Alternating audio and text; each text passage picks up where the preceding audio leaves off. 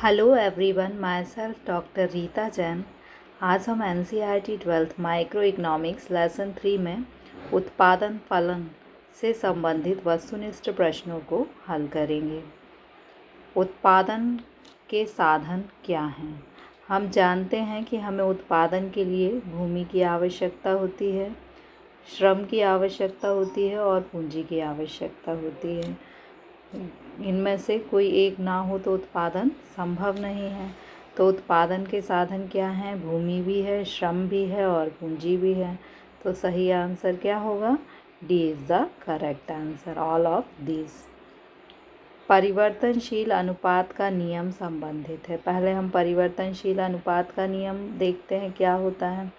परिवर्तनशील अनुपात के नियम में उत्पादन के कुछ साधनों को स्थिर मान लिया जाता है, जैसे कि इस चित्र में बताया गया है कि आपके जो लैंड है, भूमि है, उसको क्या मान लिया है? स्थिर मान लिया है।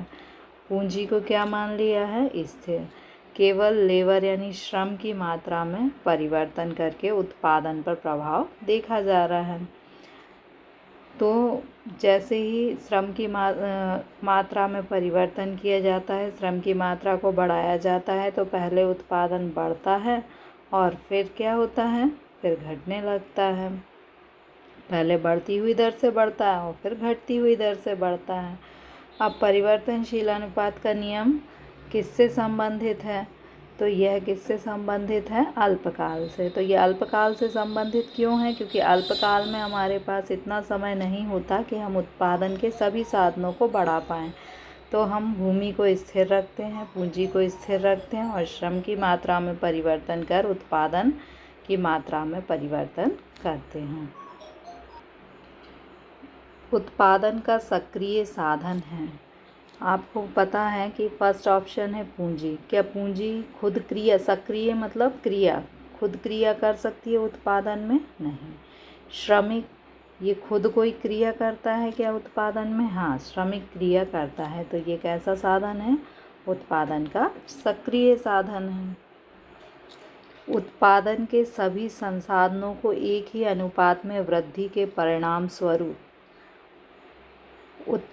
उत्पादन में अधिक अनुपात में वृद्धि हो तो उसे क्या कहते हैं? जैसे मान लीजिए कि हमने उत्पादन के जो साधन हैं उसमें वृद्धि की, कहाँ से? Q से Q1 तक।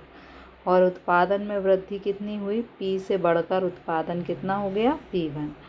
तो अब आप बताइए कि ये जो डिस्टेंस है और ये डिस्टेंस है, साधन में वृद्धि की तुलना में उत्पादन में वृद्धि अधिक हुई है या कम? साधन में वृद्धि हमने कम की है और उत्पादन में वृद्धि क्या हुई है? अधिक हुई है। तो ये कौन सा प्रतिफल हो जाएगा? पैमाने का बढ़ता प्रतिफल हो जाएगा। अगर हमने साधन जितने लगाए हैं, ये साधन लगाए हैं, उससे उत्पादन में क्या हो? कम वृद्धि हो। साधन में जो हम वृद्धि करें और उत्पादन में कम वृद्धि हो तो फिर क्या हो जाएगा? ह्रासमान प्रतिफल। यदि हमने साधन जितने भी लगाए हैं, ये है, जितने हमने साधन लगाए हैं, उत्पादन में भी क्या हो? उतनी ही वृद्धि हो, तो क्या हो जाएगा? स्थिर प्रतिफल। चूँकि इसमें क्या दिया है? अधिक दिया है तो बढ़ते प्रतिफल, अधिक की जगह कम दिया होता तो आंसर क्या होता है? ह्रासमान प्रतिफल। और अधिक की जगह स्थिर, तो क्या हो जाता? स्थिर प्रतिफल। जब औसत उत्पादन अधिकतम होता है तब सीमांत उत्पादन, ये औसत उत्पादन है और ये सीमांत उत्पादन है। जब औसत उत्पादन अधिकतम होता है, ये AP जब अधिकतम है, तो सीमांत उत्पादन क्या है? इसको आकर काट रहा है। तो जहाँ पर ये दोनों कटते हैं वहाँ पर AP जो होता है वो बराबर हो जाता है किसके? MP के। तो जहाँ औसत उत्पादन अधिकतम होता है वहाँ सीमांत उत्पादन क्या होता है? तो सीमांत उत्पादन औसत उत्पादन के बराबर हो जाता है। बराबर क्यों होता है? क्योंकि यहाँ पर सीमांत उत्पादन वक्र औसत उत्पादन वक्र को काटता है। निम्नलिखित में से कौन सा उत्पत्ति का साधन नहीं है? भूमि से हम उत्पादन करते हैं, श्रम से भी उत्पादन करते हैं, और मुद्रा से उत्पादन करते हैं, लेकिन मुद्रा को पूंजी के रूप में रखते हैं, तब हम उसे उत्पत्ति का साधन मानते हैं। तो मुद्रा और पूंजी में क्या अंतर हुआ? पूंजी अधिक उत्पादन के लिए, जैसे आपके पास पैसे हैं, आपने उसको किसी व्यापार में लगाया और आपके पैसे क्या हुए? बढ़ गए, तो वो क्या कहलाएगी? पूंजी। लेकिन आप पैसे को ज़मीन में गड़ा दें तो वो क्या कहलाएगी? मुद्रा। तो उत्पत्ति का साधन मुद्रा नहीं है, बल्कि उत्पत्ति का साधन क्या है? पूंजी है। तो इनमें से कौन सा उत्पत्ति का साधन नहीं है? तो सी आंसर होगा कि मुद्रा उत्पत्ति का साधन नहीं है।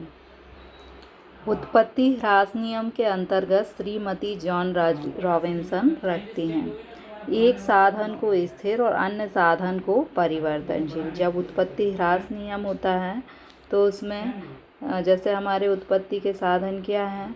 भूमि है, पूंजी है, श्रमिक है। तो ये क्या करती हैं कि एक साधन को स्थिर मान लीजिए, भूमि को हमने क्या स्थिर मान लिया, और अन्य साधन को परिवर्तनशील मानकर उत्पादन पर प्रभाव का अध्ययन करती है। तो श्रीमती जॉन रॉबिन्सन के अनुसार क्या सही है कि एक साधन स्थिर होता है और अन्य साधन परिवर्तनशील होते हैं। 18 है, उत्पत्ति ह्रास नियम को घटते प्रतिफल का नियम कही जाने वाली अवस्था। तो देखिए, उत्पादन की 3 अवस्थाएं होती हैं, फर्स्ट और सेकंड और ये थर्ड। फर्स्ट अवस्था में क्या होता है? उत्पादन में बढ़ती हुई दर से वृद्धि होती है, तो ये बढ़ता प्रतिफल। दूसरी अवस्था में क्या होता है? उत्पादन में घटती हुई दर से वृद्धि होती है, तो ये क्या हो जाएगा? घटता प्रतिफल। और तीसरी आपको यही पूछा है कि घटते प्रतिफल का नियम कौन सी अवस्था में होता है? तो यह द्वितीय अवस्था में होता है घटते प्रतिफल। निम्न में से कौन सा उत्पत्ति का नियम नहीं है? तो देखिए, उत्पत्ति ह्रास नियम उत्पत्ति का नियम है। इसमें क्या होता है? उत्पादन में घटती हुई दर से वृद्धि होती है। उत्पत्ति वृद्धि नियम भी उत्पत्ति का नियम है, इसमें उत्पादन में वृद्धि होती है बढ़ती हुई दर से। और लागत ह्रास नियम, ये लागत का नियम है, ना कि उत्पत्ति का। तो सी सही आंसर है कि यह उत्पत्ति का नियम नहीं है। जब सीमांत उत्पादन बढ़ता है तो कुल उत्पादन, ये देखिए आप, ये सीमांत उत्पादन बढ़ रहा है, तब कुल उत्पादन क्या हो रहा है? यह भी बढ़ रहा है। तो आंसर क्या हो जाएगा? बढ़ता है। Okay, thank you.